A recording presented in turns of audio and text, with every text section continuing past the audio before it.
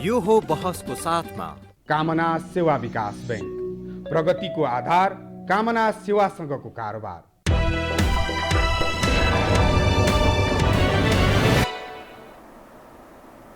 नमस्कार, यो बसमा म यहाँहरूलाई हार्दिक स्वागत गर्दछु। जीवराम भण्डारी। आज यहाँहरू सामुन्ने उपस्थित हुनुहुन्छ योगेन्द्र ढकाल, अजय शर्माको नामले पनि उहाँ चिनिनुहुन्छ।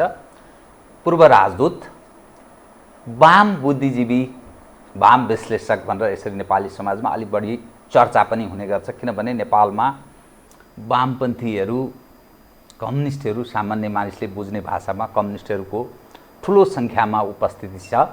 यो विषय पनि उहाँलाई यसरी पनि फुदा जोडिन्छ। 1 दर्जन जति उहाँका पुस्तकहरू अङ्ग्रेजी र केही नेपालीमा पनि प्रकाशित छन्। उहाँ परराष्ट्र मामिला, वामपन्थ, रक्षा अनि राष्ट्रिय र अन्तर्राष्ट्रिय राजनीतिमा बढी दिलचस्पी दिनुहुन्छ र यसै विषयमा केन्द्रित रहेर विभिन्न उहाँका पुस्तकहरू प्रकाशित छन्। मूलतः आज म उहाँसँग 4वटा विषयलाई केन्द्रमा राख्नेछु। 1, परराष्ट्र मामिला, किनभने उहाँ अस्ट्रेलियाको राजदूतको रूपमा उहाँले काम गर्नुभयो। न्युजिल्यान्ड र फिजीको पनि उहाँले जिम्मेवारी सम्हाल्नु भएको थियो। उहाँको राजनीतिक यात्रा मोहन विक्रम सिंहलाई आदर्श अगुवा मानेर राजनीतिमा होमिनुभयो। पछि नेकपा माओवादीमा उहाँ संलग्न रहनुभयो। लामो समय उहाँ वामपन्थ मुभमेन्टमा क्रियाशील रहनुभयो। 2 पटक उहाँ जेल पर्नुभयो। यसरी हेर्दा समग्र जीवन उहाँले कम्युनिस्ट मुभमेन्टमा समर्पित गरेको देखा पर्छ। कूटनीतिक जिम्मेवारी पनि उहाँलाई प्राप्त भएको हुनाले उहाँसँग आज म परराष्ट्र, रक्षा, वामपन्थ, नेपालमा नेपाली जनले मत जाहेर गरेको तर यो अवस्था किन पैदा भयो, आन्तरिक राजनीति र अन्तर्राष्ट्रिय घटनाक्रमलाई जोडेर केही विश्लेषणात्मक र केही सूचनामूलक ढङ्गले कुराकानी गर्नेछु। सर्वप्रथम म उहाँलाई स्वागत गर्छु। स्वागत छ यहाँलाई। Thank you so much. अब म सिधै कहाँबाट विषय प्रवेश गर्न चाहेँ भने तपाईँलाई मानिसले चिन्दा राजदूत भन्दा पनि एउटा कम्युनिस्ट भनेर बुझ्ने भए, होइन?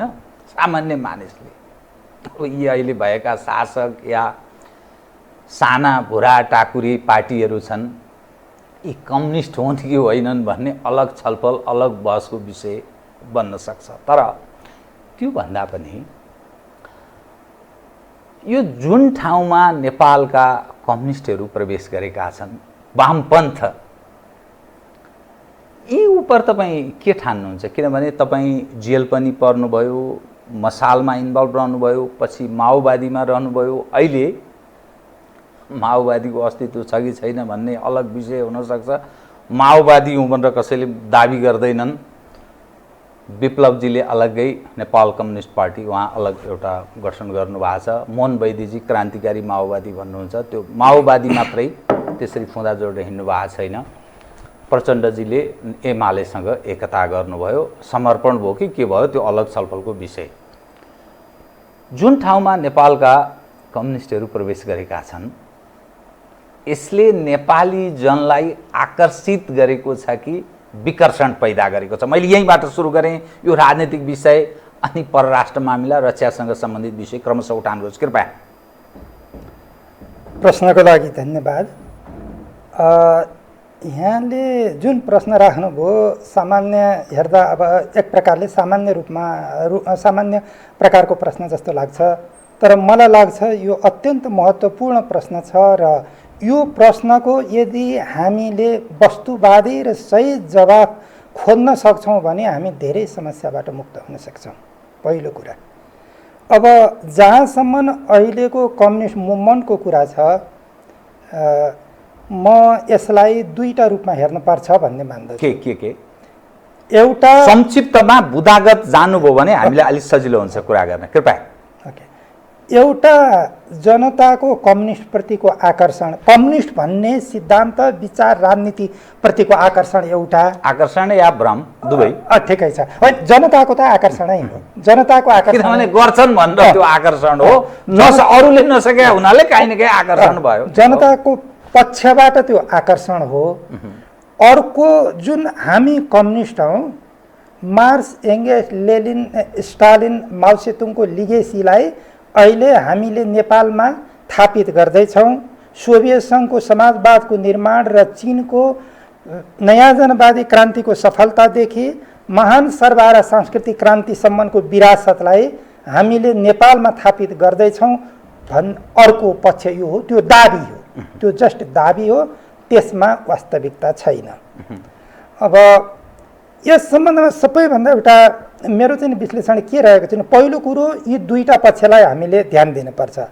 किनकि जनता भनेको यस्तो हो, जनता एउटा दुःख पाइराखेको देश, सयौँ वर्षदेखि अर्ध उपनिवेश रहिराखेको देश, कुनै नेता फट्ट उदाउँछ, कुनै पार्टी फट्ट उदाउँछ र उसले उनीहरूको सबै समस्याहरू समाधान गरिदिने बाचा गर्छ। हामी गत इलेक्सनको घोषणापत्रहरू हेरौँ, कम्युनिस्ट पार्टी भन्ने राजनीतिक दलहरूको, ती हेर्दा जनता आकर्षित हुनुलाई मैले अन्यथा सोध्दिनँ क्या। उनीहरूले जनतालाई धेरै कुरा दिने प्रतिबद्धता गरेका छन्। तर यो 2 वर्षभन्दा अलिकति मात्रै बढी समय जुन बितेको छ यो सरकारको, यो अवस्थामा जनताले ती चिजहरू पाउन सके कि सकेनन्, मूल्याङ्कन यहाँ गर्नुपर्छ। यसरी जाँदा जनताले ती चिजहरू पाउन सकेका छैनन् र जनताको आशा चाहिँ नि क्रमशः त्यो एउटा उनीहरूको एक्सपेक्टेसन, अपेक्षा चाहिँ नि माथि चिसो पानी खन्निँदै गएको छ। र आखिर जनता हो, हेर्नुहोस्, एउटा चुनावमा एउटालाई सपोर्ट गर्न सक्छ, जब अनि त्यसको रिजल्ट उसको हातमा लागिसक्छ, अर्को चुनावमा जब ती चिजहरू प्राप्त हुँदैनन्, उसले फेरि त्यो सरकारलाई अथवा त्यो राजनीतिक दललाई सपोर्ट नगर्न सक्छ। आकर्षण विकर्षणमा परिणत हुन थालेको छ हैन। यसको पछाडिको मूलत कारण यो नेतृत्वले मूलत आफूलाई बुझ्न सकेको छैन, जनताको चाहनालाई बुझ्न सकेको छैन, या यो यथार्थमा नक्कलीहरू हुन् जो कम्युनिस्टको खोल मात्रै ओढेका, या उनीहरूको बाध्यात्मक परिस्थिति यस्तो छ जसका कारण उनीहरू चाहेर पनि गर्न सक्दैनन्, के चिज हो? अब यसमा पनि म दुईटा कुरा राख्न चाहन्छु। एउटा के भने, यति सिनियर लिडरहरू छन् अहिलेको नेपाल कम्युनिस्ट मुभमेन्टमा, विभिन्न राजनीतिक समूहहरूमा भन्नुहोस्। अब मोहन विक्रम सिंह, मोहन वैद्य, अनि केपी शर्मा ओली, झलनाथ खनाल, माधव कुमार नेपाल, उहाँहरू धेरै सिनियर हुनुहुन्छ र उहाँहरूले नबुझेर यसो गर्नुभयो भनेर म उहाँहरूको अन्डर इस्टिमेट गर्न चाहन्न, क्षमतामाथि प्रश्न गर्न चाहन्न म। उहाँहरूले राम्ररी बुझ्नु भएको छ के समस्या हो यो। अब यसको समस्या दुईटा छ, हेर्नुहोस्। एउटा कुरो नेपालको अर्ध औपनिवेशिक तथा नव औपनिवेशिक अवस्था, यो अवस्थामा उहाँहरूले केही राम्रा कामहरू गर्न खोजे पनि उहाँहरू गर्न सक्नुहुन्न। त्यस्तो नेतृत्वले मात्रै यो देशमा केही राम्रा कामहरू गर्न सक्छ। जो मैले राम्रो काम गर्दा म सत्ताबाट फ्यालिदिन परे पनि म तयार छु भन्ने एउटा आत्मविश्वास भएको नेतृत्वले मात्र त्यस्तो काम गर्न सक्छ। त्यस्तो काम गर्ने चाहिँ नि नेतृत्व मैले देखिनँ। अब सानो अर्थ अयोग्य नालायक छ भन्ने अर्थ लाग्यो, किनभने नेपाली जन, नेपाल देशलाई बुझ्ने क्वालिटीको लिडर आएन, अहिलेसम्म स्थापित हुन सकेन। नयाँ खालको इस्टाब्लिस्ड हुनुपर्छ, आउनुपर्छ, जनताले चयन गर्नुपर्छ भन्ने अर्थ लाग्यो। तपाईँले उठाएको प्रश्न बिल्कुल ठिक। एउटा कुरा के हो भने, अहिलेसम्मको नेपालको जुन कम्युनिस्ट नेतृत्व छ त्यो पूर्ण रूपमा असफल भएको छ। त्यसले मार्क्सवाद लेनिनवादको लाई एउटा आफू सत्तामा पुग्ने, ऐस आराम गर्ने भर्याङ मात्रै बनाएको छ। मार्क्सवाद लेनिनवादको ठोस प्रयोग गरेर देश र जनताहरूको समस्या समाधान गर्ने एउटा माध्यम त्यसले सिद्धान्तलाई बनाएको छैन। त्यो अर्थमा तपाईँले उठाएको प्रश्न बिल्कुल ठिक हो। अब सवाल के छ भने, सधैँ यही स्थितिमा त रहँदैन, समाजले विकल्प खोज्छ नि। तपाईँ जेल पर्नुभयो पञ्चायतको खिलाफमा अघि, अनि मोहन विक्रम सिंहजीलाई तपाईँले छोड्नुभयो, काहीँ न काहीँ फेरि विकल्प केही हुन्छ कि माओवादीतर्फ आकर्षित हुनुभयो। अब अहिले तपाईँको भूमिका अलि स्वतन्त्र खालको देखा पर्छ। यो सबै कुरा सुन्दा पनि पञ्चायतले सकेन, बहुदल आयो, बहुदलभित्र काङ्ग्रेसको हालिमुहाली थियो, सकेन, मानिसले विकल्पको रूपमा कम्युनिस्टहरू चयन गरे। नेपालको आन्तरिक राजनीतिमा तीनवटा तागत देखा पर्छ। अलिकति परम्परागत, अलिक पेट्रियोटिक जो हुन्छ नि, अलिक देशभक्त टाइपको परम्परागत मूल्य मान्यता यस्ता पक्षहरूलाई पनि मान्ने अर्थात् त्यसलाई आदर्शको रूपमा ग्रहण गर्ने एउटा तागत। दोस्रो अलि प्रजातन्त्रवादी हौँ भन्ने, अलि छिमेकी देशहरूसँग अलि लसपस बढाउने, अब काङ्ग्रेस चरित्रको मैले भने दोस्रो। तेस्रो होइन, सर्वहाराको अधिनायकत्व कम्युनिस्टको नाममा उदाएका, नतिजाले त्यस्तो पुष्टि नभएको। यो तीन खाले नेपालको आन्तरिक राजनीतिमा देखा पर्छ। मतलब तागतको रूपमा त्यो कुनै न कुनै भुलुक्क उठ्न पनि सक्छ, समाप्त हुन पनि, कमजोर पनि हुन सक्छ। ती तीनमध्ये दुईटा तागत मिल्दा एउटा साफ हुन्छ नेपालको आन्तरिक राजनीति। अहिले पनि त्यो स्थिति छ।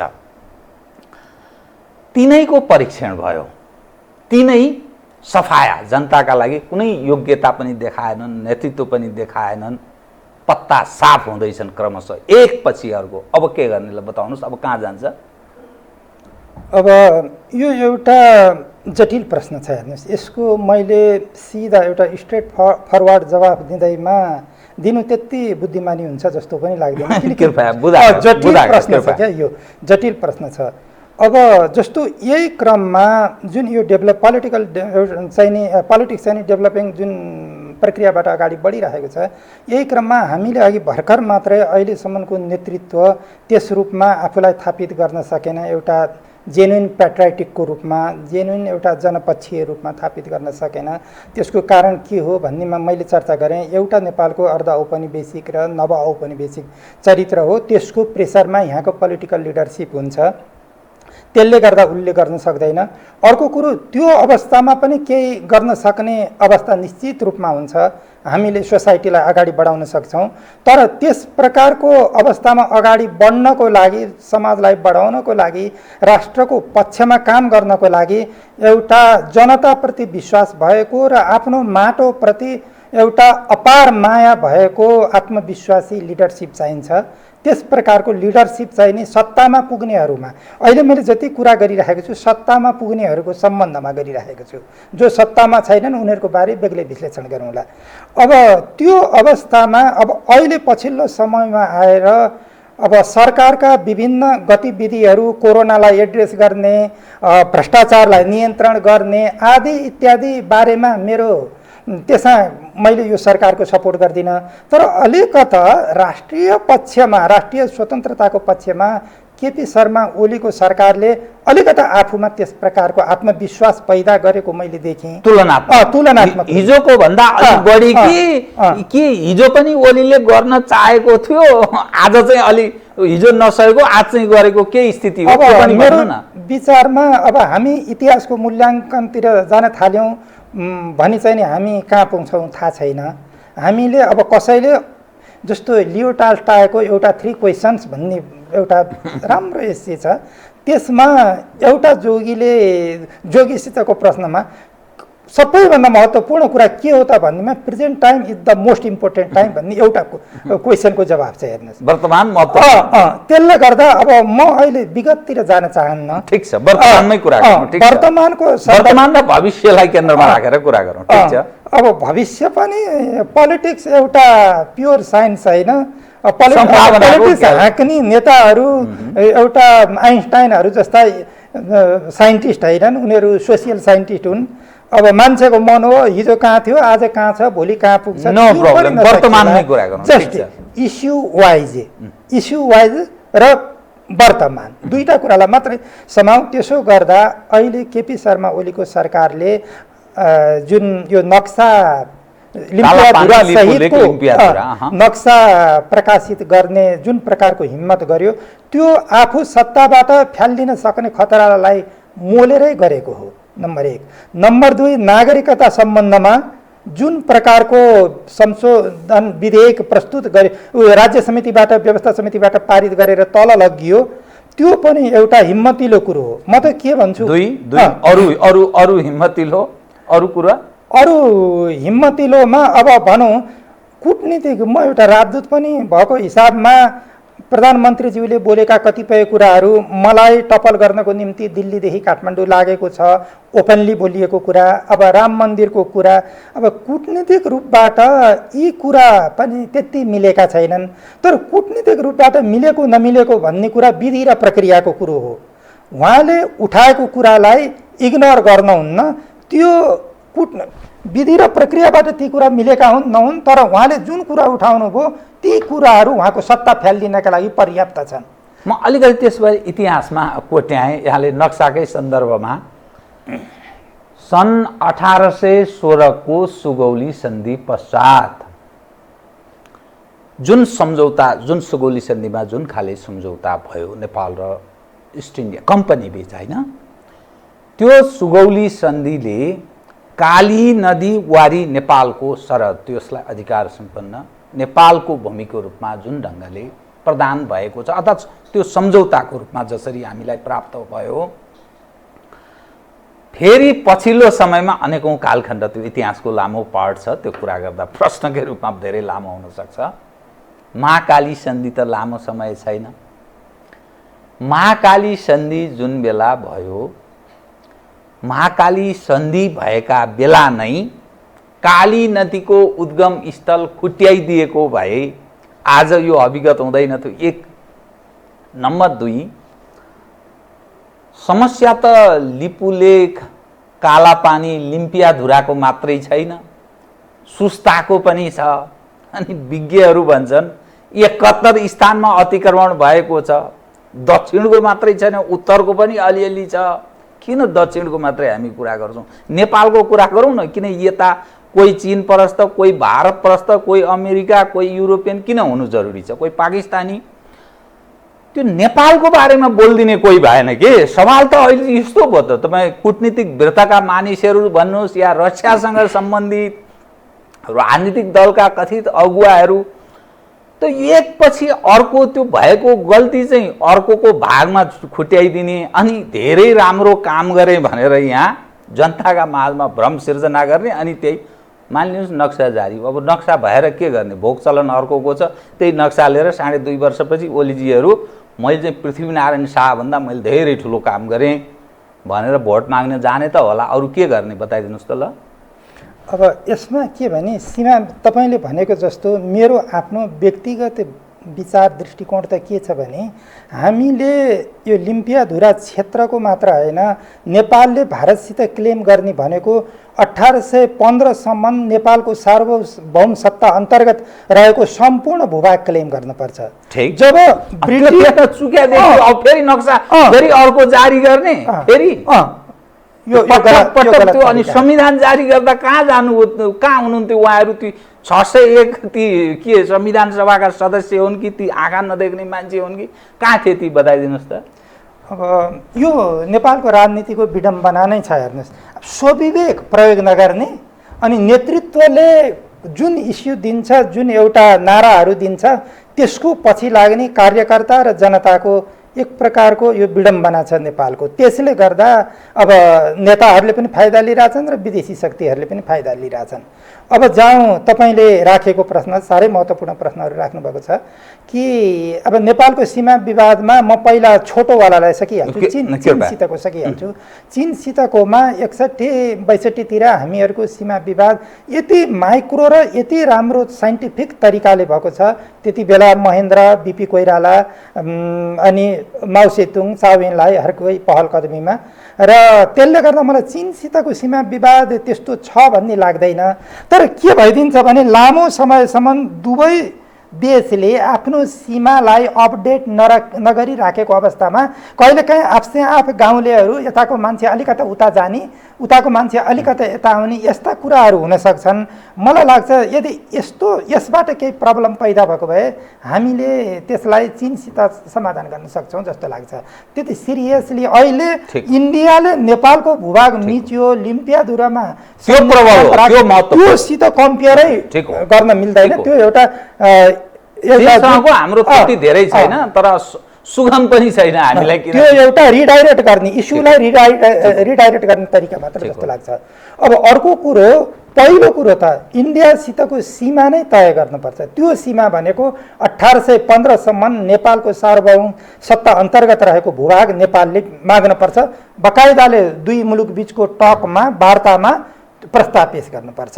अब एउटा विडम्बना हेर्नुहोस् न, 46 साल पछिदेखि नेपाल अब कम्युनिस्टहरू क्रमशः टाउको उठाउँदै गएर सत्तामा पुग्दै गए, सेकेन्डरी पार्टीमा गए, अनि त्यसपछि गएर फर्स्ट पार्टीमा गएर तपाईँ 60-65 पछि त गएर त सबभन्दा बढी सत्ता त कम्युनिस्टहरूले सञ्चालन गरेका छन् नि। तर भन्नुहोस् त अहिलेसम्म औपचारिक रूपमा भारतसित त्यो 1815को भूभाग माग्ने त कुरै छोड्नुहोस्, भोलिपल्ट फ्यालिदिनु पर्छ। यहाँका नेताहरूमा त्यति हिम्मत छैन त्यो सत्ताबाट फ्याल्ने। म त जनताद्वारा चुनिएको हुँ, मलाई भारतले फ्याल्छ भने जनता कहाँ जान्छु भन्ने हिम्मत त्यति त छैन। के कुरा गर्नुभएको सर, जसको उत्पत्ति 12 बुँदे दिल्ली सम्झौताबाट भएको छ।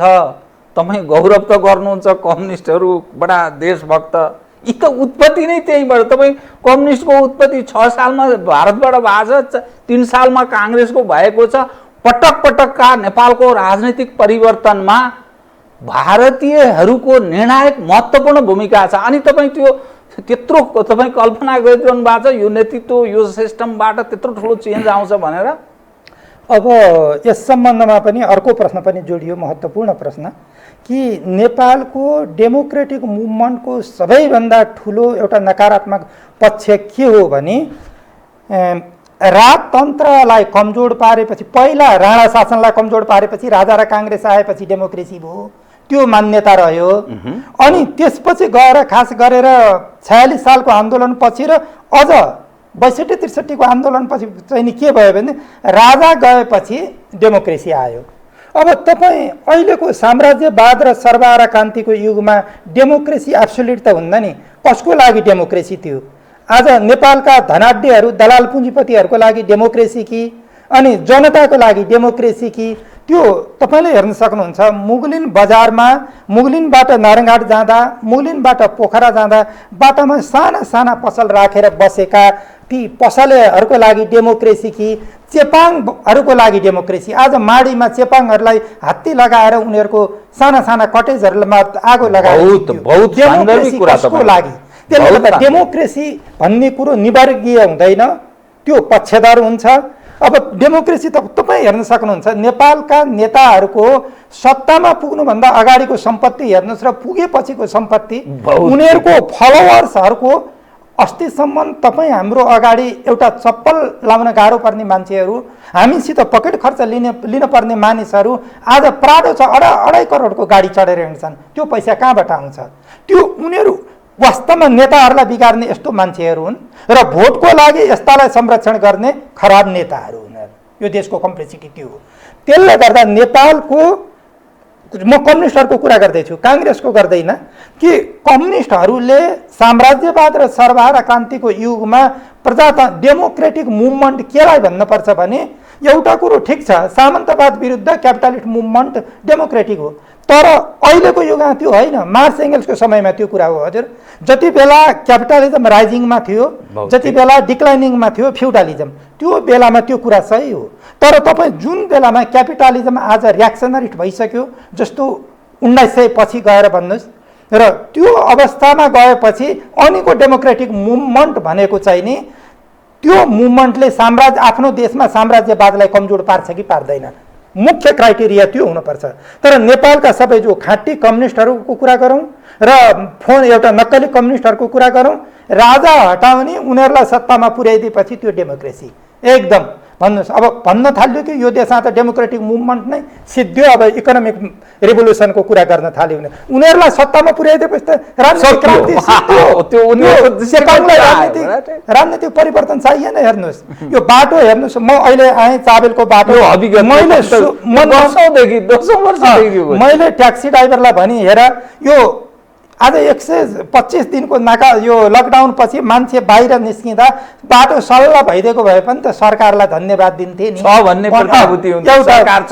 यो बेला पनि सरकार सुतेको रहन्छ भने सरकार खालि आफूलाई कोरोना नसरोस् भनेर आफ्ना घरमा लुकेर बसे, गुटबन्दीमा व्यस्त भए। सरकारसित रिलेटेड पार्टीका नेताहरू, सरकारका मन्त्रीहरू, उनीहरू तपाईँ बताउनुहोस् अरू देशमा मन्त्रीहरू सांसदहरू जनताको घर घर पुगेका छन्। अहिले यिनीहरू भोट माग्न बाहेक अरू बेला पुग्दैनन्। अहिले अरू देशका मन्त्रीहरूलाई कोरोनाले छोएको छ, यो देशका कुनै मन्त्रीलाई छुँदैन, एउटा सांसदलाई कोरोनाले छुँदैन। उनीहरू छुने ठाउँमै जान्दैनन्। पहिला N95 NK95 मास्क ल्याउँछन्, आफै मन्त्रीहरूलाई बाँड्छन् र बल्ल स्वास्थ्य कर्मीहरू कहाँ पुर्याउँछन्। PPE आफै लगाएर फोटो खिचेर सोसियल मिडियामा हाल्छन्। भनेपछि के भने पहिलो कुरो तपाईँ नेपालको तपाईँले उठाएको प्रश्न बिल्कुल ठिक हो र मैले विभिन्न ठाउँमा चर्चा पनि गरेको छु कि नेपालको प्रजातान्त्रिक आन्दोलनको एउटा अत्यन्त नकारात्मक पक्ष राजा हटाएर सङ्घर्षरत पार्टीलाई सत्तामा पुर्याउनु हो भन्ने रूपमा, जुन रूपमा बुझियो, जुन रूपमा एक्सपेरिमेन्ट गरियो, त्यो सबैभन्दा त्यसले नेपालको भविष्यलाई एउटा अत्यन्त अँधेरो दिशातर्फ धकेलिरहेको छ। म यहाँलाई अलिकति तुलनात्मक भएका जो नेतृत्व पङ्क्तिका मानिसहरू छन्, तुलनात्मक ओलीजीले अलि प्रयास गर्नुभयो अरूहरूको तुलनामा भन्ने यहाँको एउटा एङ्गल रह्यो होइन।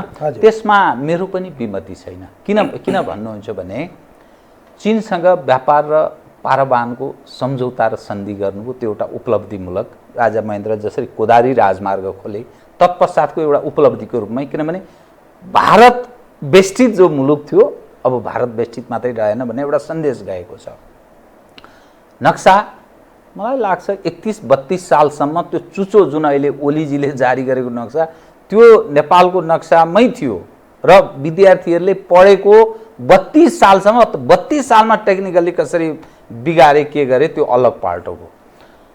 अब सवाल के रह्यो भने नि कुनै पनि सरकार हुनुको अर्थ त्यो देशभक्तहरूको सरकार हो भनेर बुझिनुको अर्थ यो बखितमले यस्ता चिजले अनि यी भाषणले कुनै न कुनै ढङ्गले एक्सनमा नगएसम्म त्यो पुष्टि हुँदैन भन्ने कतिपय विश्लेषकहरू यो ढङ्गले पनि प्रस्तुत हुँदा रहेछन्। अब नक्सा जारी भयो, कालापानी, लिपुलेक, लिम्पियाधुरा भारतीयहरूको कब्जामा छ, उनीहरूका सारा सैन्य दस्तासहित छन्, उहिलेदेखि छन्। कुनै पनि देशमा शासकले शासन गरेको छ, त्यो देशभक्तहरूको सरकार हो भन्नु देखिनुको अर्थ एक्सन हुनु पर्यो नि। तपाईँ दोकलामको केही दिन अगाडिको धक्कम धक्का 20 जना समेत सुहा बनाइदिएको हामी देखिरहेछौँ। पेट्रियोटिक मोदीजी पनि अलिकति एक हिसाबले भारतका लागि उनी अलि देशभक्त नेताकै रूपमा बुझिन्छन्। सी जिनपिङ पनि, डोनाल्ड ट्रम्प पनि, अहिले बोरिस जोन्सन पनि, किनभने यो as a whole old phenomena त्यस्तै दिशातर्फ उन्मुख छ। ल ओली पनि त्यो राष्ट्रवादकै नाराले उनलाई साथ दियो, भलै उनी के हुन् कसो हुन् त्यो अलग छलफलको विषय हुन सक्छ। तर अब के गर्ने त बताइदिनुहोस् त। खै त हामी त हाम्रो देशमा सेना पनि छ, रक्षासँग सम्बन्धित विषय मैले जोडेँ, अनि अरू सुरक्षा संयन्त्र पनि छ, रक्षा मन्त्री पनि कहाँ हेलिकप्टर लिएर जानुभयो अरे, कहाँ जानुभयो भने अनि त्यो 25 किलोमिटर वर अनि प्रहरी सशस्त्र राखेको छ 25 किलोमिटर वर एक्सन त छैन। अब यो त ड्रामा जस्तो मात्रै भयो। देशभक्त त देशभक्त कस्ता देशभक्त, गाउँका ती झोपडीहरूमा गएर गफ दिने मात्रै देशभक्त जस्तो देखियो। यो कहाँबाट अब यो त्यो ठिक छ ओलीजीले प्रयास गर्नुभयो, ओली नभएको भए अर्को प्रधानमन्त्री भइदिएको भए त्यही पनि हिम्मत गर्थे गर्दैन थिए भन्ने प्रश्न छ। अब यसलाई के कसरी चित्त बुझ्दो जवाब दिने आम दर्शकलाई बताउनु त। अब यति बेला मेरो चाहिँ नि म नेकपाको आन्तरिक विवादमा पस्न चाहन्न, उनीहरूको आन्तरिक कुरा हो त्यो, उनीहरूले कसरी सल्टाउने के विषय छ भन्ने पनि हामीलाई थाहा हुने कुरो भएन। जुन हिन्दी जी च्यानलदेखि लिएर न्युज च्यानलहरूले निकाले त्यसपछि बल्ल मैले थाहा पाएको हुँ उनीहरूको। अब मलाई पहिला के थाहा थिएन भने भारतले ओलीजीले भन्नुभएको थियो भारतले उहाँलाई टपल गर्दैछ भन्ने कुरो।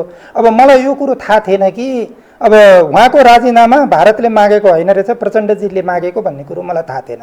त्यति बेला मलाई एउटा के कुरा याद आयो भने जति बेला 7 पोइन्ट अमेन्डमेन्ट चाहिँ नि नेपालको संविधान भारतको इच्छा विपरीत घोषणा गरेको अवस्थामा भारतले प्रस्तुत गर्यो, टाइम्स अफ इन्डियाको भनाइअनुसार अनौपचारिक रूपबाटै प्रस्तुत गर्यो र पछिबाट त्यसका विरुद्ध नेपालमा व्यापक विरोध उठेपछि अनि मधेसवादी दलहरूले के भनेका थिए भने त्यो 7 पोइन्ट अमेन्डमेन्ट्स इन्डियाले नेपाललाई पेश गरेको होइन, त्यो हामीले पेश गरेको हो भने मलाई एक प्रकारले प्रचण्डजीको त्यो राजीनामा इन्डियाले होइन मैले मागेको हुँ भन्ने भनाइ, अब त्यो बाहिर आएको कुरा हो, अब मलाई भित्र के हो थाहा छैन, त्यो भनाइ चाहिँ नि मधेसवादी दलहरूको त्यही भनाइसित मेल खायो भन्ने मलाई लाग्छ। अब हेर्नुहोस्, अब पहिलो कुरो म के क्लियर गरौँ भने अहिलेको सरकारलाई, नेकपा पार्टी र नेकपाको सरकारलाई म देशभक्त जनतान्त्रिक वामपन्थीको सरकार मान्दिनँ। यो दलाल पुँजीपति वर्गको सरकार हो, त्यसको पार्टी दलाल पुँजीपति वर्गको राजनीतिक प्रतिनिधि हो। पहिलो कुरो त्यो। तर के त दलाल पुँजीपति वर्गले गरेका कतिपय काम कारबाहीहरूमा हामीहरूले एउटा रिभोल्युसनरीहरूले सपोर्ट गर्ने परिस्थिति कहिले पनि आउन्न त किन आउँदैन? चीनमा भन्नुहोस्, जापानको हस्तक्षेपका विरुद्ध लड्ने क्रममा ऊ त ठुलो पुँजीपति वर्गको पार्टी थियो नि, च्याङ क्यासेपको पार्टी त कुनै आखिर माओ र ऊ कति वर्षसम्म लगभग 10 वर्षसम्म मिलेर लडेर जापानलाई पराजित गरे नि त।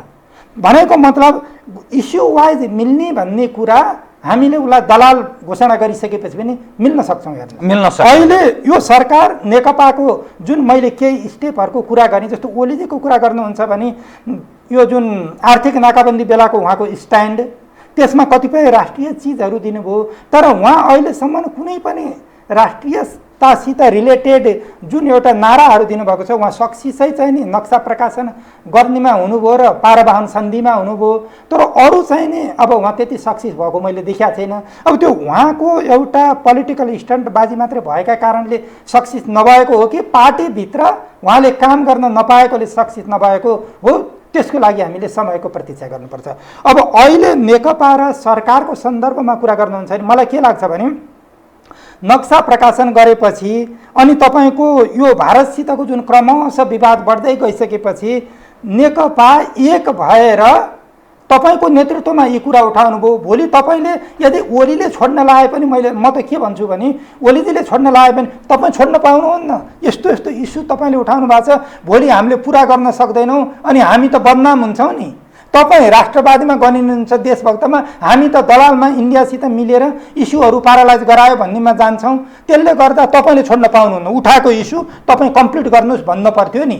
तर प्रचण्ड र माधवजी त्यो होइन, तपाईँ छोड्नुहोस्, हामीलाई चाहियो। तर उहाँहरूको लागि एउटा चुनौती छ नि भण्डारीजी। के चुनौती भने ठिक छ, ओलीले त्यो आन्तरिक रूपमा बहुमत हुन्छ, पार्टीले छोड्न निर्णय गर्छ भने ओलीजी छोड्न पर्छ। म पनि एउटा कम्युनिस्ट पार्टीमा लामो समय काम गरेकोले जनवादी केन्द्रीयता अनुसार मेजोरिटी अल्पमत अनुसार जानुपर्छ, दुई मत छैन, त्यो होला। तर अब आउने नेतृत्वको लागि त समस्या छ नि। चुच्चे नक्सामा एक्सन गर्न सकेन कमिङ लिडरसिपले तपाईँको, अनि नागरिकता संशोधित नागरिकता विधेयकलाई संसदबाट पारित गर्न सकेन, अनि ठोरीको अयोध्याको रामको जुन एउटा जन्मभूमिको कुरा छ त्यसमा एउटा डेथमा कम्प्रिहेन्सिभ स्टडी गरेर रिपोर्ट ल्याउन सकेन भनी त अनि त्यो नेतृत्व त फेरि असफल हुन्छ नि। त्यो कुरालाई नयाँ आउने नेतृत्वले राम्ररी हेक्का राख्नुपर्छ भन्ने मलाई लाग्छ। त्यो जो अब यो बारम्बार यो आवधिक चुनाव हुने खालको यो सिस्टम, जुन सिस्टममा हामी प्रवेश गरेका छौँ नि, आवधिक चुनाव हुन्छ, 2.5 वर्षपछि त फेरि चुनावमा जानुपर्छ, जनताका घर झुपडीहरूमा जानुपर्छ, दुखी नेपाली छन्। अब त्यो गरिब निरीह निमुखा जनताको नारा लाउने कम्युनिस्टहरू अनि हामी राष्ट्रवादी हौँ, देशभक्त हौँ, राष्ट्रवादी त अन्तर्राष्ट्रवादी भएको कारणले कम्युनिस्टहरू राष्ट्रवादी आफूलाई दाबी गर्दैन, देशभक्त हौँ भन्छन् नि। देशभक्त हौँ भन्ने कम्युनिस्टहरू त्यो चुच्चे नक्सा लिएर जाँदा भोलि नेपाली जनले त्यो चुच्चे नक्सा मात्रै लिएर जाँदा भोग चलन भारतले गरिरहने भयानक ठुलो काम गरेँ नि मैले त, पृथ्वीनारायण शाहले भन्दा पनि ठुलो काम गरेँ भनेर त्यो पूर्जा लिएर जाँदा मान्छेले पत्याउँछ देशभक्तै हो यो मानिसहरू, यी कम्युनिस्टहरू, वामपन्थीहरू पत्याउँछ तपाईँलाई त्यस्तो लाग्छ? अब दुईटै पार्ट हो, किनभने गरिब निरीह निमुखा जनता जो बेरोजगार छन्, कोभिड-19ले झन् समाप्त पारेको छ। अहिले दिनानुदिन मानिस खान नपाएर महँगीको 4 गुणा बढेको छ। त्यो आवाज छैन त्यो शासकहरूलाई, त्यो भ्रममा त्यो एकदम उनीहरू भ्रमबाट अझै मुक्त भएको छैनन्। अनि त्यसो गर्दा जनताले भोलि मत दिन्छ कि के गर्छ? अब यसमा पनि पहिलो कुरो त के भने जस्तो हाम्रो देशलाई भारतको डोमेनबाट बाहिर निकाल्नको लागि पहिलो गर्नुपर्ने काम भनेको आत्मनिर्भर अर्थतन्त्रको विकास हो। हेर्नुहोस्, अनि भारतमाथिको हाम्रो ट्रेड जुन एउटा इम्ब्यालेन्स छ त्यसलाई घटाउने हो। अब तपाईँ यो दुईटा दृष्टिबाट हेर्नुभयो भने देशको कुनै गतिविधि यो अर्थतन्त्रले अनि यो सरकारले केही गरेको छ तपाईँलाई छनक छ त्यस्तो? जस्तो बिल्कुल छैन। अनि यो 2.5 वर्षमा हाम्रो देशमा के भएको छ भन्दा वर्ल्ड ब्याङ्कबाट पैसा ल्याइन्छ बढीभन्दा बढी, IMF-बाट पैसा ल्याइन्छ, अमेरिकाबाट। त्यसैको लागि त यो राज्य प्रतिनिधि हुनुहुन्छ। अनि पैसा ल्याइन्छ, उनी नभए आउँदैन भन्छन्। अब त्यसले गर्दा के भने हाम्रो देशलाई आत्मनिर्भर अर्थतन्त्र, एउटा राष्ट्रिय उद्योग धन्दा कल कारखानाको विकास गर्ने भारतले, तपाईँ भारतसित टक्कर गर्ने अनि दिनदिनै पहिला 6 महिना अरू किन तपाईँ पञ्चायतको बेलामा भारतसित टक्कर गर्दा नेपाल कति महिनासम्म बाँच्न सक्थ्यो? तपाईँ अहिले भारतसित टक्कर गर्दा नेपाल कति महिनासम्म बाँच्न पर्छ? तपाईँ त्यो तुलना गर्नुहोस् न। अनि हामी अरू चाहिएन। 2 वर्ष अगाडि ओलीजी सत्तामा आउनुभन्दा अगाडि र ओलीजी सत्तामा आएपछि भारतमाथिको डिपेन्डेन्सीलाई कति प्रतिशतले उहाँले घटाउनु भयो? एकदम राष्ट्रवादको नारा दिनुभएको छ, निश्चित रूपमा स्टेप पनि नक्सा चाल्ने जस्ता, उसलाई डाइरेक्ट तिमी दिल्लीले मलाई टपल गर्न खोज्यो जस्ता कुरा पनि गर्नुभएको छ। तर भारतमाथिको डिपेन्डेन्सीलाई कति प्रतिशत घटाउने प्रयत्न गर्नुभयो त? भनिएको छ, नतिजाले त्यस्तो देखाउँदैन। कुनै उहाँले त्यो काम गर्नुभयो भनेर केही देखाउँदैन। त्यसले गर्दा पहिलो कुरो अब यहाँ यसरी हामी एउटा कम्प्रिहेन्सिभ उसमै ओभरअलमै अब एनालाइसिस गर्दा त अब कहाँबाट कहाँ पुग्छौँ त्यता नजाउँ। अहिले मेरो चाहिँ अहिलेको सरकारमा केही इस्युलाई मेरो सपोर्ट छ र यदि ओलीजी किनकि ती इस्यु भनेको त नेकपाको पनि हो नि, ओलीको मात्र पर्छ। कुन विषयमा चाहिँ यो सरकारप्रति तपाईँको सहानुभूति या समर्थन रहेको हो? जस्तो भारतमाथि जुन एउटा रिलेसनलाई डाइभर्सिफाई गर्नेमा, अब भारतमाथिको सोलो डिपेन्डेन्स अन्तर्राष्ट्रिय सम्बन्धलाई विविधता प्रदान गर्ने, सबैसँग समान सम्बन्ध राख्ने, अनि भारतमाथिको सोलो डिपेन्डेन्सीलाई चाहिँ नि इन्डियासित सम्बन्ध बढाएर, जस्तो तपाईँहरूले ट्रान्जिट उसको सन्धिको कुरा गर्नुभयो, अनि अलिकति पहल कदमी त्यति बेला धेरै नै भएको थियो। अब नेपालमा जुन एउटा नेसनल इन्ट्रेस्ट टाइपका चिजहरूमा चाइनिजहरूले लगानी गर्ने उड्ने भएको थियो। अब तर ती व्यवहार त आउन सकेनन्। हेर्नुहोस्, केही पनि आएको छैनन्। त्यसले गर्दा अब अहिले ओलीजीले जुन स्ट्यान्ड लिनुभएको छ त्यसलाई हामीले एउटा विधि र प्रक्रियाभित्र राखेर म ती चिजहरूलाई चाहिँ नि सपोर्ट गर्छु। अब तपाईँ एउटा पूर्व राजदूत भएको नाताले म अलिकति परराष्ट्र मामिलामा केन्द्रित रहेँ कृपया।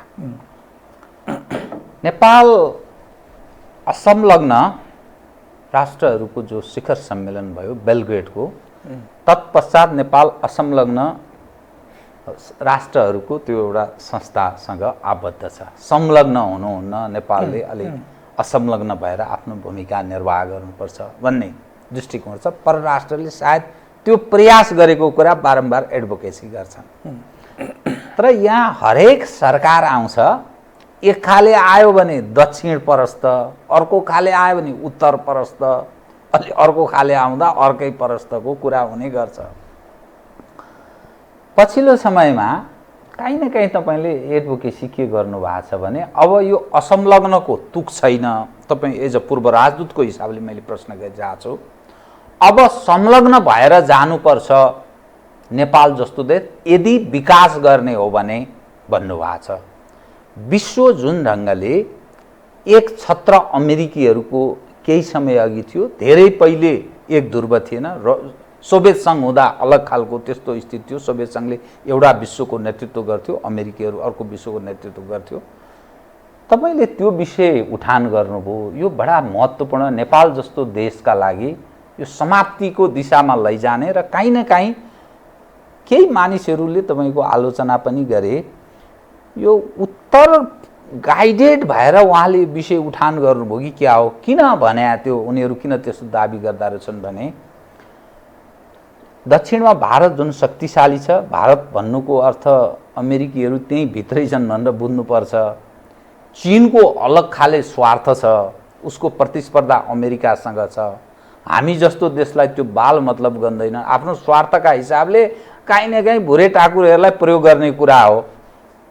त्यसकारण यो खतरनाक छ, किन यो विषय उठाउनु भयो भन्ने विषय छ। अब मैले पनि यो विषय उठाएँ, कृपया किन संलग्न हुनुपर्छ भन्नुभयो।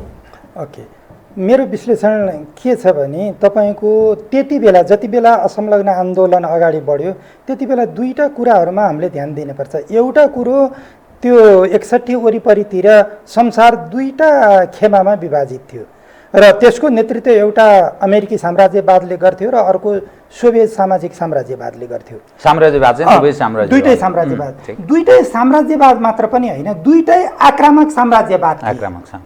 जब दुईटै आक्रामक साम्राज्यवाद भएको अवस्थामा दुईटै आक्रामक हुन् त हामीले यसको पक्ष पनि नलिने यसको पक्ष पनि नलिने भन्ने कुरो लजिकल हुन्छ नि त तपाईँको। अब दोस्रो कुरो के थियो त्यति बेला भने भर्खरै पुरानो प्रकारको कोलोनियल रुलबाट काफी मुलुकहरू मुक्त भएका थिए, जस्तो इन्डिया नै थियो भनौँ होइन।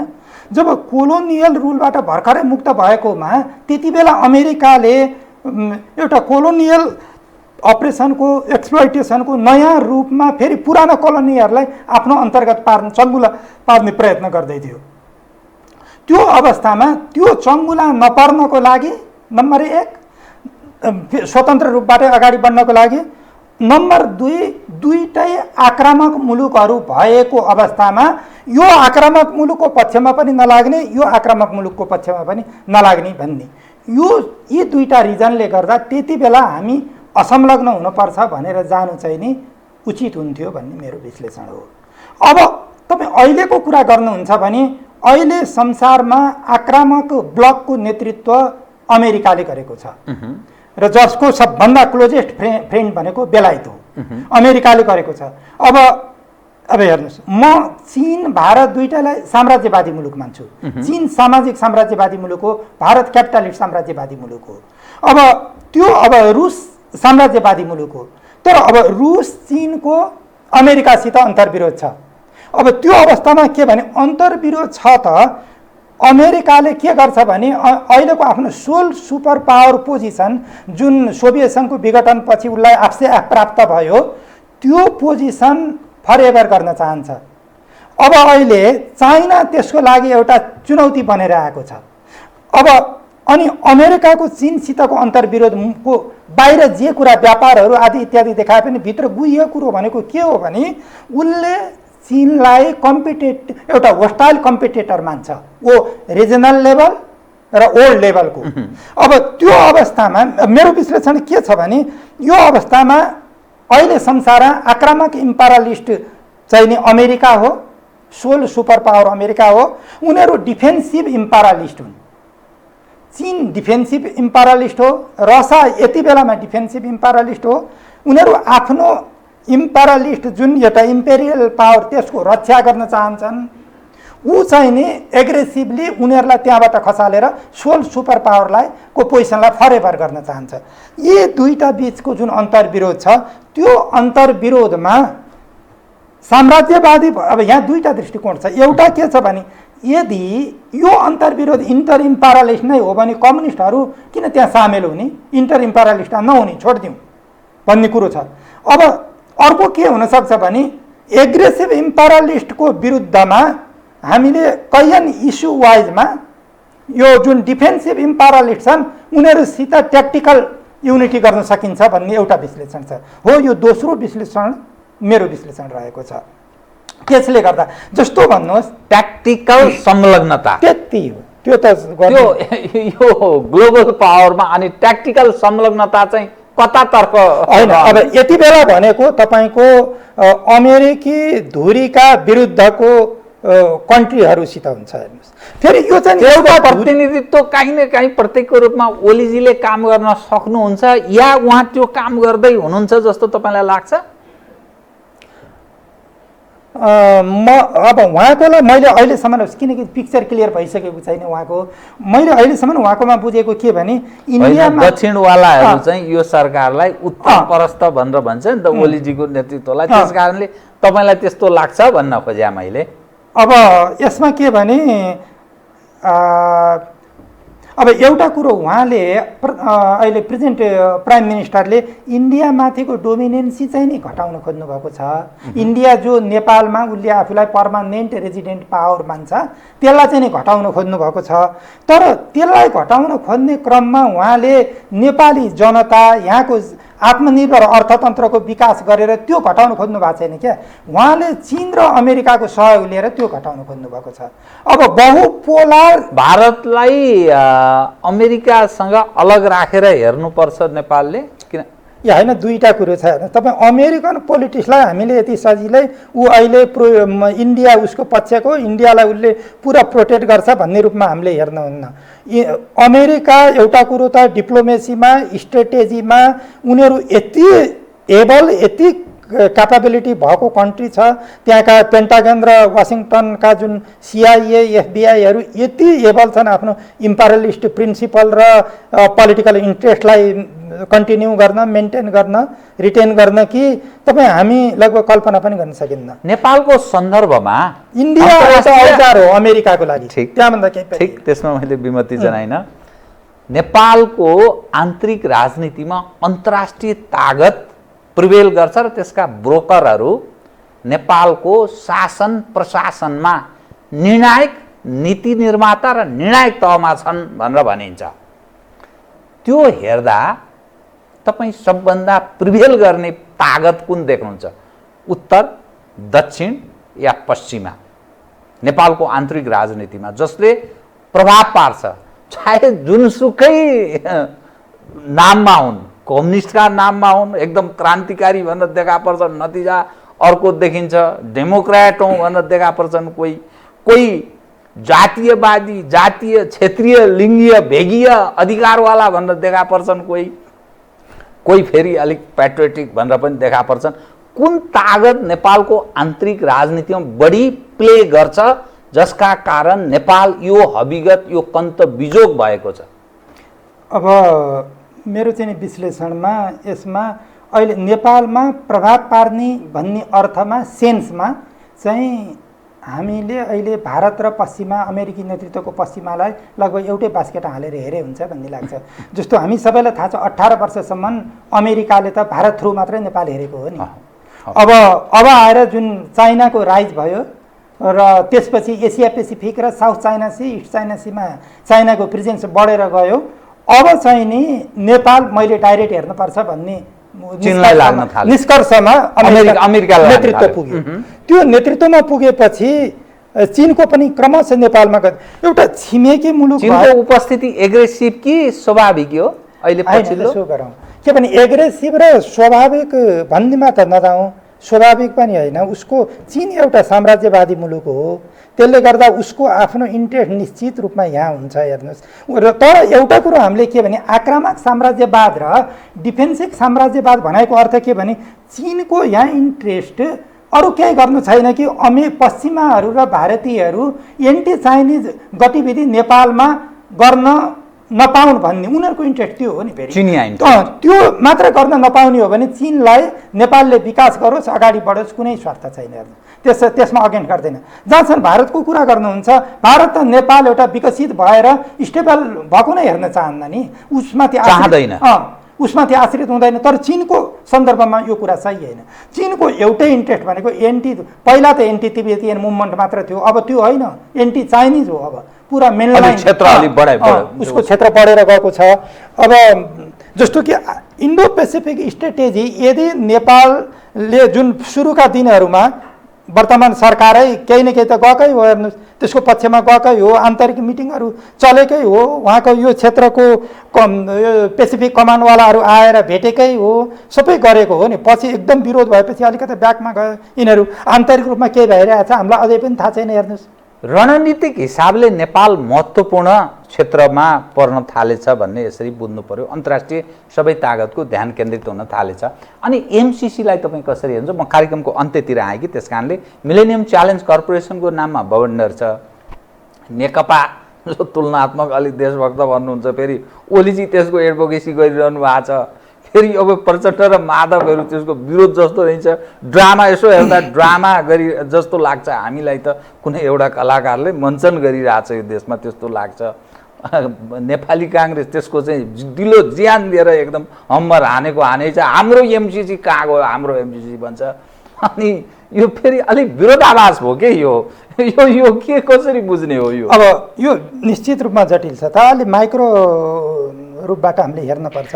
जस्तो कि पहिलो कुरो म के क्लियर गर्न चाहन्छु भने एमसिसीको सम्बन्धमा यो देशमा पहिलो कुरो एमसिसी के हो भन्दा एमसिसी सोल सुपर पावरले एसिया पेसिफिकको नयाँ कन्टेक्स्ट जहाँ चाइना राइज गरिरहेको कन्टेक्स्टमा नेपालमा गरेको सहयोग हो। इट मिन्स उसको त्यो इन्डो पेसिफिक स्ट्रेटेजीको लाई सहयोग पुर्याउने हिसाबले यो त्यो सहयोग यहाँ गरेको छ। नम्बर 1 उसको त्यो सोल सुपर पावरको इन्ट्रेस्टभन्दा बाहिर नेपाली जनताको इन्ट्रेस्टको कुरा होइन यो, हामी क्लियर त्यहाँ हुनुपर्छ। दोस्रो कुरो पावर सेन्टरहरूले पावर कन्ट्रीहरूले उनीहरूद्वारा सञ्चालित वर्ल्ड ब्याङ्क आइएमएफ एडिबी जस्ता संस्थाहरूले गर्ने सहयोग भनेको हामी के क्लियर हुनुपर्छ भने त्यो इम्पेरियलिस्ट ग्रान्ड डिजाइन अन्तर्गत नै हुन्छ। अब तेस्रो कुरो एउटा तपाईँले उठाएको कुरो यस्तो विचित्र छ कि यो ओलीलाई पुरै इन्डियाले पनि भन्छ, नेपालमा पनि अरू थुप्रैले भन्छन् ओली पुरै पपेट भयो, राजदूतले चलाउन थालिन् प्रधानमन्त्रीलाई भनेर भन्छन्। तर अर्को कुरो भन्नुहोस् त, फेरि आइपिएस चाइनालाई इन्सर्केल गर्न ल्याइयो, अनि एमसिसी आइपिएसको एउटा अङ्ग भन्यो भनेपछि त्यही अङ्ग पारित गर्न अब चाइनिज राजदूतले चलाउने प्रधानमन्त्री लागिराख्नु भएको छ भन्दाखेरि कति मिल्ला? तपाईँले भनेको जस्तो विडम्बना देखियो भनेको जस्तो कुरामा त्यहाँ अलि नमिलेको कुरा जस्तो देखियो, विरोधाभास देखियो नि। अब अरू चाइनिज भन्छ होइन तिमीहरूको आफ्नो आन्तरिक कुरा हो, निर्णय गर भन्छ। इन्डिया चुप्प लाएर बस्छ। इन्डियाको सहमति चाहिन्छ भनिएको एउटा बुँदालाई लिएर इन्डिया र अमेरिका मिलेर नेपालको बिजुली खानलाई यसो गरिएका हुन् भनिन्छ। इन्डियाले अलरेडी सहमति दिइसकेको छ भनिन्छ, त्यो त भइसक्यो, साइन भइसकेको छ। अब यो अवस्था भनेको के हो भने तपाईँको मैले अघि जे भने नि चाइनाको इन्ट्रेस्ट यहाँ नेपालभित्र एन्टी चाइनिज एक्टिभिटी चल्न पाउनुहुन्न भन्ने हो। त्यो कुरो सम्भवतः अहिलेको प्रधानमन्त्रीले फरेन मिनिस्टरले चाइनिज काउन्टर पार्टहरूलाई एस्योर गर्नुभयो होला, योले पनि त्यस्तो गतिविधि म सञ्चालन गर्न दिन्न भनेर, त्यो भएर चाइना चुप होला। अब अर्को कुरो जहाँसम्म यो कुरो छ, अब हामी यसमा यति असमानता छन् तपाईँको कि त्यो अहिले यहाँ हामी छोटो कुराकानीमा चर्चा गर्न सक्दैनौँ र यो गलत चिज हो। तर यो 5वटा 6वटा प्रधानमन्त्री थ्रु हुँदै आएको चिज हो, यो कुनै अहिले रातारात ओलीजीले ब्युताएको कुरो होइन। अर्को यस सम्बन्धमा मेरो के छ भने यो सम्झौता सम्पूर्ण रूपबाट गलत छ। तर 5वटा प्रधानमन्त्री आइसकेको म यति गर्छु कि कार्यनीतिक रूपमा अहिले हाम्रो भारतसित जुन अन्तर्विरोध अत्यन्त बढेर गएको छ, यदि वर्तमान सरकार सत्तारूढ दल नेकपा जेन्युनली बाहिर जस्तो देखिएको छ भित्र पनि त्यस्तै छ भने अन्तर्विरोध बढेर चर्केर गएको छ र यो घट्दैन चर्किँदै नै जानेछ। हेर्नुहोस् यो अवस्थामा हामीले अर्को सुपर पावर जसको आशीर्वाद यति बेला भारतले लिइराखेको छ त्यो अवस्थामा अमेरिकालाई नचिडायौँ, अहिले चाहिँ नि एमसिसीलाई हामीले पारित गरौँ, एउटा नजिरको रूपमा पारित गरेर अगाडि बढ्नुपर्छ र हाम्रा नेसनल इन्ट्रेस्ट र एन्टी चाइनिज गतिविधिहरू हामीले यहाँ गर्न नदिने कुरामा हामीले त्यसमा हस्ताक्षर गर्नु अगाडि, फाइनल हस्ताक्षर गर्नु अगाडि अमेरिकन सरकारसित जुन उसले पहिला पनि कतिपय एस्योरेन्सहरू बाहिर घोषणा गरिरहेछ त्यस्तै गरेर अरू कतिपय चिजहरू एस्योर गराएर हामीले यो 5 वर्षमा यो प्रोजेक्टलाई कम्प्लिट गरेर जानुपर्छ भन्ने तत्काललाई म यो पारित गर्नुपर्छ भन्ने पक्षमा छु। म ठिक कार्यक्रमको अन्त्यमा आएँ, आधा मिनट पनि सक्दिनँ, मलाई समय भएन। जुन तस्बिर तपाईँले बताउनुभयो, मैले केही विषयहरू मेरा केही जिज्ञासाहरूलाई शान्त पार्ने प्रयास गर्नुभयो। जुन अवस्थामा नेपाल प्रवेश गरेको छ परराष्ट्र मामिलामा यस्तै छ, आन्तरिक सुरक्षाको आन्तरिक गुजाराको अवस्था त्यस्तै छ, छिमेकी देशहरूसँग सम्बन्ध सबैसँग बिग्रेको स्थिति छ। कोही नेपालका लागि काँध थाप्ने अवस्थामा यसकारण छैन, आफ्नो हितलाई मात्रै सबै देशले ख्याल गर्छ। आन्तरिक चीन पनि त्यही हो, आन्तरिक रणाको यो खालको छ, यो क्वालिटीको लिडरसिप छ। जनता यति निराश छन्, यति आक्रोशित छन्, कुन बेला यो भड्किन्छ, कुन बेला कसले नेतृत्व लिन्छ पत्तो छैन। भलै देखिँदैन यसले गर्ला यसो होला भन्ने कोही विश्वासयोग्य आधार व्यक्तित्व त्यस्तो पनि देखिँदैन। एक्ज्याक्टली। त के हुन्छ यो चल्छ? तपाईँलाई लाग्छ यो यसै गरेर चल्छ कि अर्को के स्थिति हुन्छ? अब यदि वर्तमान राजनीतिक नेतृत्व यसमा सचेत हुँदैन, यसै गरेर सत्ताको छिना झपटीमै आन्तरिक रूपमै लागिरहन्छ, जनताप्रति यसरी व्यवस्था गरेर जान्छ, देश यत्रो क्राइसिसमा छ, तपाईँ बाढी पहिरो छ, कोरोनाको क्राइसिस छ, यो बेलामा यी क्वेसनहरूलाई यी प्रब्लमहरूलाई एड्रेस गर्नुका विपरीत एक आपसमा लडेर नै बस्छन् भने कुनै पनि परिणाम आउन सक्छ। त्यो अहिले अनसिन छ र योभन्दा बेटर परिणाम आउने सम्भावना मैले कम देख्छु। योभन्दा वर्ज परिणाम आउन सक्छ भन्ने लाग्छ मलाई। हस्, धन्यवाद छ यहाँलाई। यहाँलाई पनि धन्यवाद, मेरा केही विचारहरू राख्ने अवसर जुटाइदिनु भएकोमा धन्यवाद। आदरणीय दर्शकवृन्द, उहाँ हुनुहुन्थ्यो योगेन्द्र ढकाल, पूर्व राजदूत, राजनीतिक विश्लेषक, वाम विश्लेषक पनि भने मैले। समसामयिक विषयमा केन्द्रित रहेर गरिएको कुराकानी। म सहित मेरो सम्पूर्ण युनिटलाई कार्यक्रमबाट बिदा दिनुहोस्, तर यो हो टेलिभिजन, हेर्दै रहनुहोला। नमस्कार।